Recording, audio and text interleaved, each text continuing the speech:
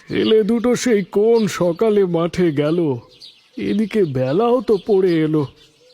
সারাদিন কিছুই খাওয়া হয়নি ওদের। কই, এখনো তো এলো না।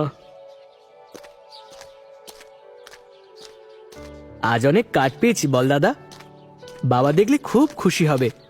হ্যাঁ রে, আজকে অন্য দিনের চেয়ে ঢের গুণ বেশি কাঠ পাওয়া গেছে।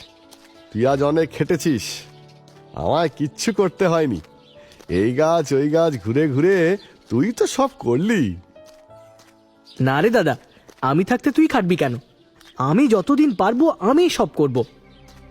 দে রে দে, এবার কাঠগুলো আমায় দে। সারাটা পথ তো তুই কাঠগুলো বয়ে আনলি। দে দে দে, এবার আমায় দে, দে কাঠগুলো দে। থাক না রে দাদা, এই তো আর তো কিছুটা পথ, সামনেই বাড়ি দেখা যাচ্ছে।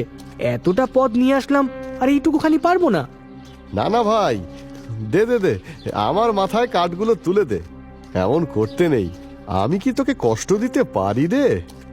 দে দে দে।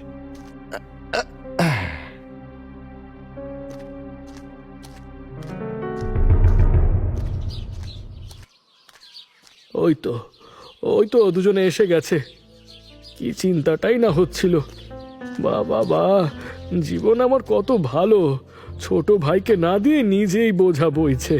বাবা, কাঠগুলো রেখে আসি ঘরের পেছনে। হ্যাঁ, যাও যাও বাবা, ঘরের পেছনে রেখে এসো। দেখেছো স্বপন, কি সুন্দর রামচন্দ্রের মতো দাদা পেয়েছো।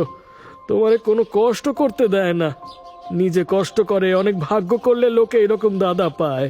না না বাবা, আসলে আমি তো জানি জানি, তুমি বলেছিলে ওরে, কিন্তু ওই তোমারে বোঝা বইতে দেয়নি, দাদা বলে কথা। দাদা কি ছোট্ট ভাইকে কষ্ট দিতে